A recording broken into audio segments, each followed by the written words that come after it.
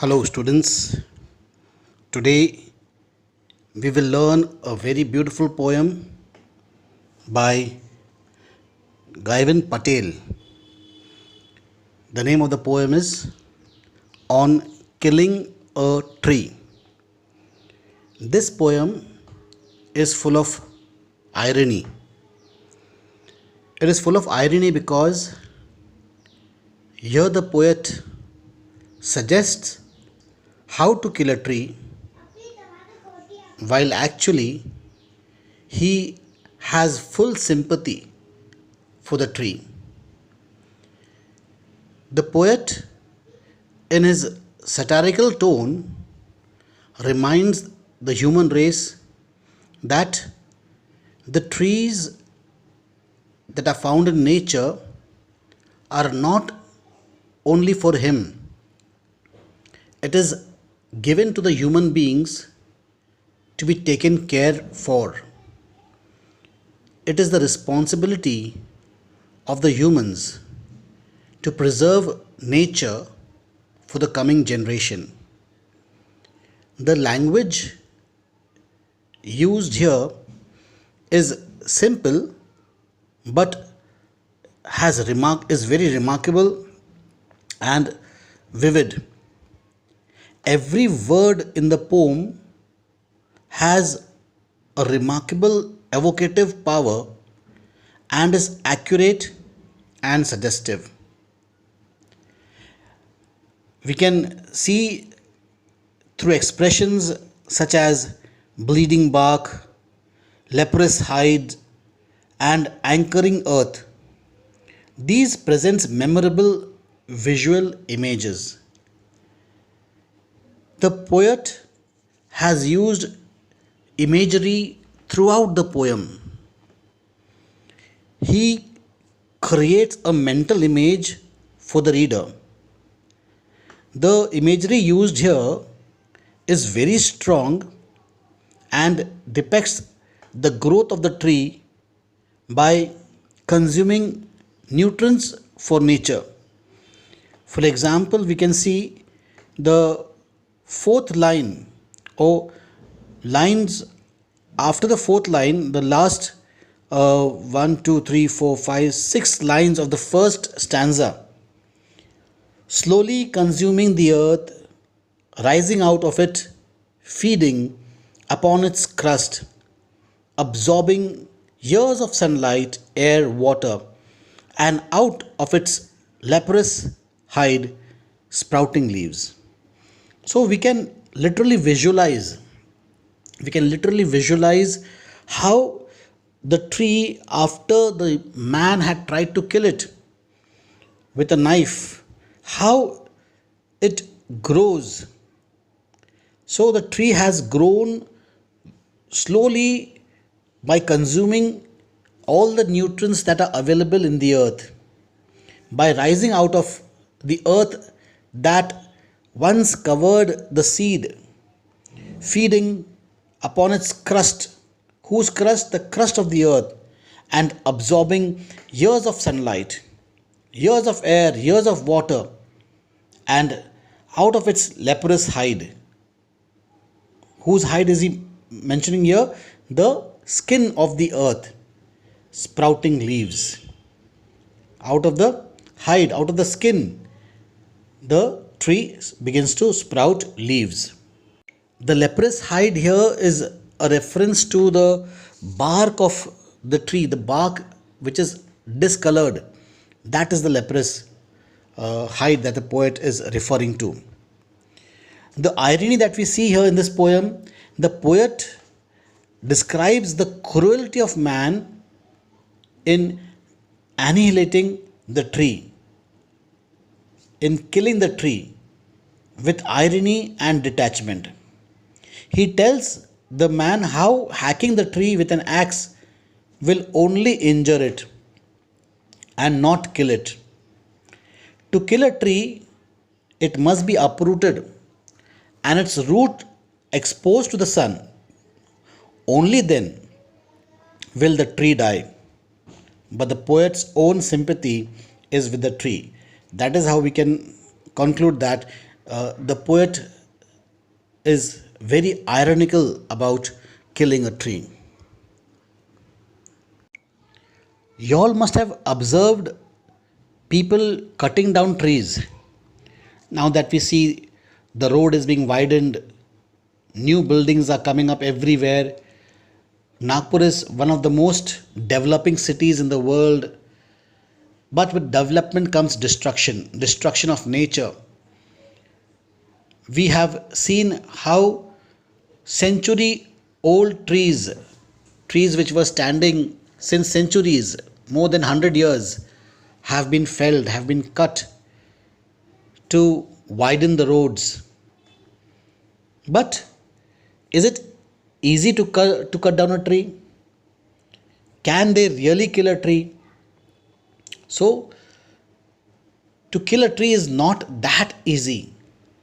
Let's read the poem and find out what it takes to kill a tree.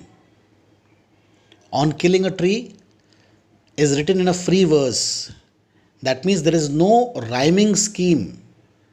There is no rhyming scheme. The stanzas, each stanza has around 9 lines, and these 9 lines are written in free verse. There is no rhyming scheme that the poet uses here. He expresses his thought in a free running verse. He says, "It takes much time to kill a tree. Not a simple jab of the knife will do it. It has grown slowly, consuming the earth, rising out of it, feeding upon its crust, absorbing years of sunlight, air, water, and out of its leprous hide, sprouting leaves." So the poet here very clearly, when he starts his poem, he says it is not very easy to kill a tree. It takes a lot of time and patience to kill a tree. It's not like killing a human being by jabbing a knife into his stomach and pulling the intestine out of his bowels. It is not as easy as killing a man. Killing of a tree is a very complex process because the tree has struggled to grow. The tree has taken a lot of effort to grow. It is with greatest of difficulty the tree sprouts to life. It consumes the earth, it consumes the nutrients from the earth very slowly. Then it rises out. After coming out of the earth's crust, it absorbs sunlight, it absorbs air and water from the environment. And finally, from the leprous hide of the tree, they start sprouting leaves. So, a very slow process of growth, slow but certain, slow but strengthening. So, hack and chop, but this alone won't do it. Not so much pain will do it. The bleeding bark will heal, and from close to the ground will rise curled green twigs, miniature boughs, which, if unchecked, will expand again to the former size. Again, in the second stanza, the poet again says, so just by hacking and chopping alone will not kill a tree. Not so much pain will do it, the bleeding bark will heal again. Even if you chop down a tree, cut it into two halves, cut it to the ground level.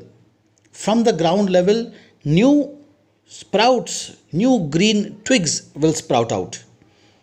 These he terms as miniature boughs. And if you leave these unchecked, again they will grow from the soil. Again they will attain its former size. No, the root is to be pulled out. Out of the anchoring earth, it is to be roped, tied, and pulled out, snapped out, or pulled out entirely. out from the earth cave, and the strength of the tree exposed the source, white and wet, the most sensitive, hidden for years inside the earth. So, the tree is much stronger where? Under the soil. If the roots are not exposed to the sunlight, the tree won't die. Very ironically, the poet actually is giving a message not to kill trees, but see how he is suggesting ways and means by which a tree can be killed. What he wants to say that the humans will go to any extent to kill a tree. In fact, he wants the human race to conserve the tree, to preserve the tree for the coming generations. But in a very ironical way, he suggests how to kill a tree. He says the root is to be pulled out of the anchoring earth. Anchoring. The earth is holding the roots of the tree like an anchor. But it has to be roped out. It has to be roped, tied by roped and tied and pulled out. Either pull it out completely or snap it out. Even after doing that, you have to expose the tender white portion of the roots, white and wet portion of the roots to the sunlight. Keep it exposed to the sunlight. The sunlight, which is a source of photosynthesis for the leaves, becomes a source of decay for the roots. When the roots are exposed to the sunlight, the tree dies. Then the matter of scorching and choking in the sun and air, browning, hardening, twisting, withering, and then it is done. And then when finally the root is exposed to the scorching heat of the sun, then gradually the roots will harden, gradually it will become brown, and gradually it will wither away and die. So, in this poem on killing a tree, Given Patel gives us a graphic picture of man's killing of the tree. He says that hacking a tree with a knife or an axe will not harm it. The bleeding bark will heal and the tree will grow again to its former size. To be killed, a tree must be uprooted completely. The poet actually hints at the rampant deforestation and through the very visual representation of the murder of a tree wishes to communicate to the readers the danger of deforestation. The poet considers the tree as a living organism which has the right to live like any other creature. But man is killing trees with utmost cruelty and callousness. The tree represents nature, and the poem also suggests that nature is indestructible. The tree could also be a symbol of mankind. Despite wars and other destructive activities, humankind will not easily come to an end. We can see another figure of speech used here. We can call it as personification because the tree has been personified. When the poet says to kill a tree, to jab it with a knife, the poet is actually using personification as if the tree was a human being which can get hurt by a knife, which could get injured by a knife. So the tone of the poem on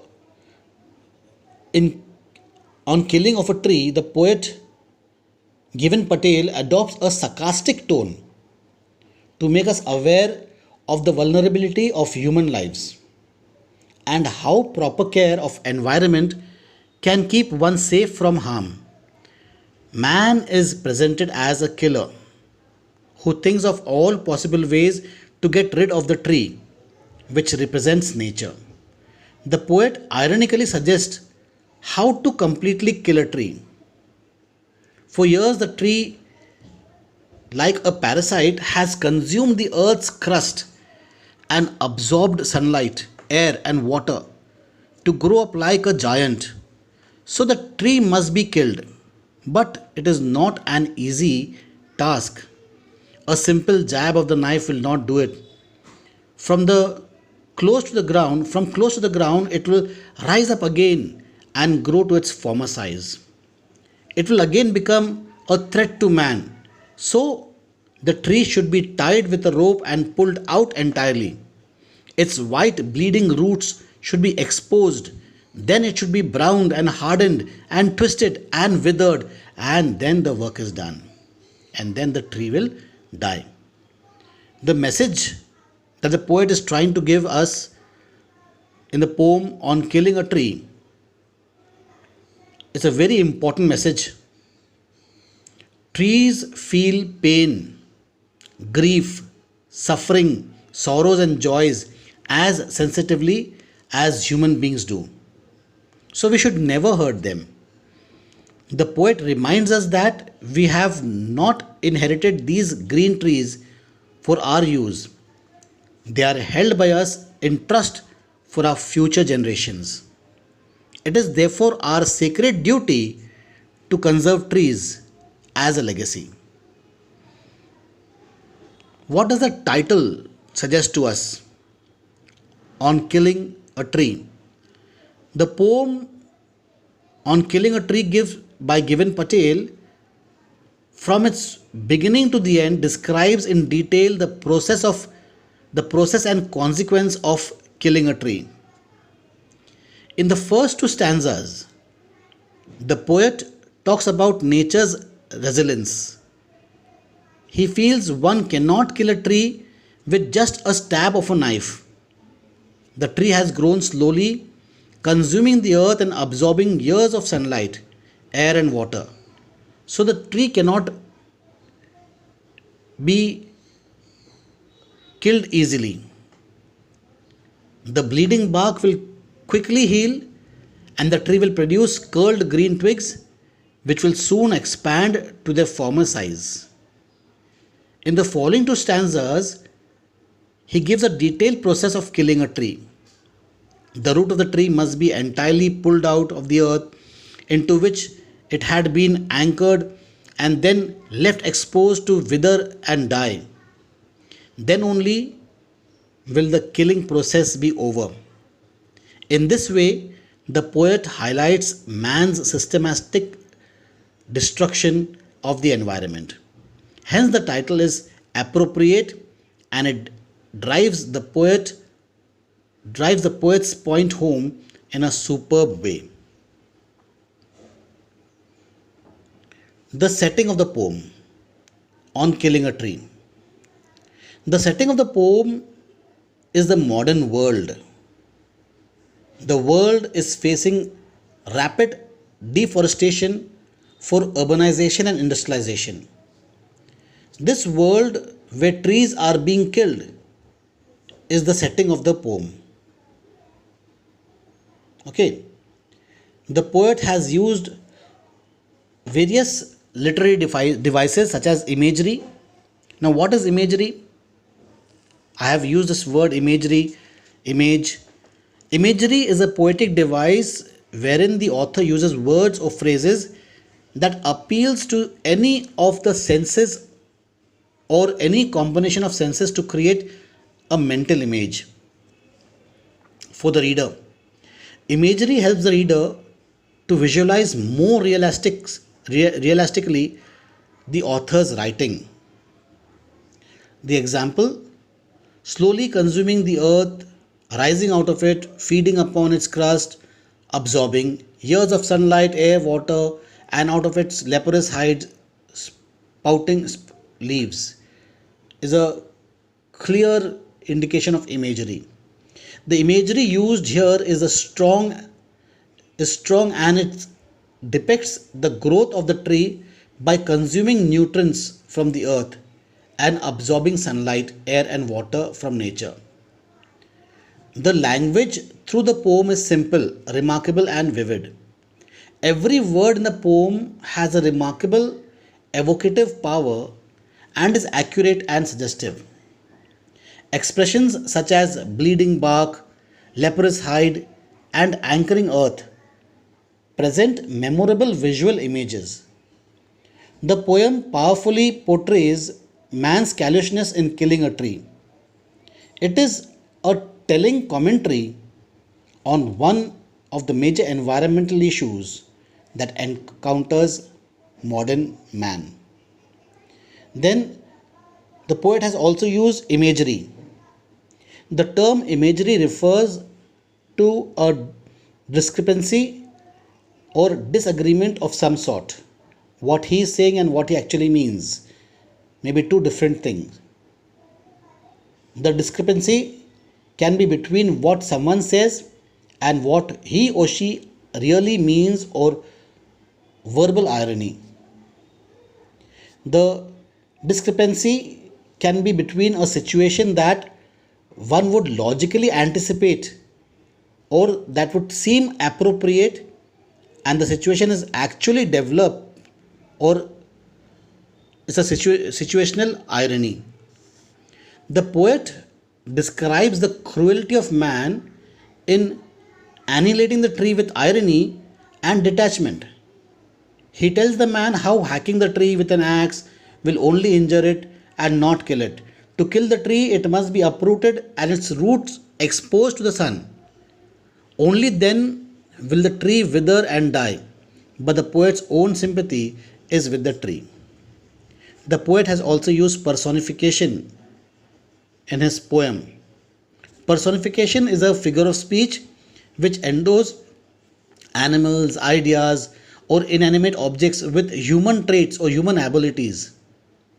Personification is the poetic practice of attributing human qualities, a character of personality to inanimate or non-human beings, such as that they appear to be living human beings.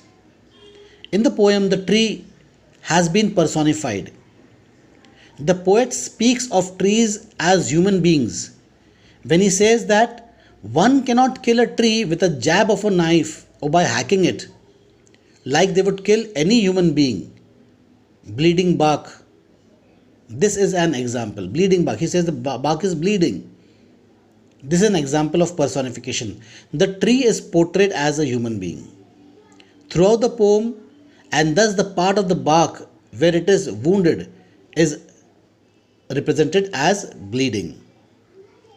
Then let's talk about the rhyming scheme. So there is no particular rhyming scheme followed in this poem. The poem is divided into four stanzas. Each stanza comprises varying lines. Some have 9, some have less than that. The poem is then written in free verse. Okay, so I hope the poem is clear to you. What the poet actually means to say is not to kill a tree. What the poet says that we are taking so much pains in destroying nature. In fact, we should put even greater effort to conserve nature, to preserve nature. Nature is a gift for the coming generations. It is not meant to be utilized by us. It is a responsibility on our shoulders to preserve and conserve nature for the future generations.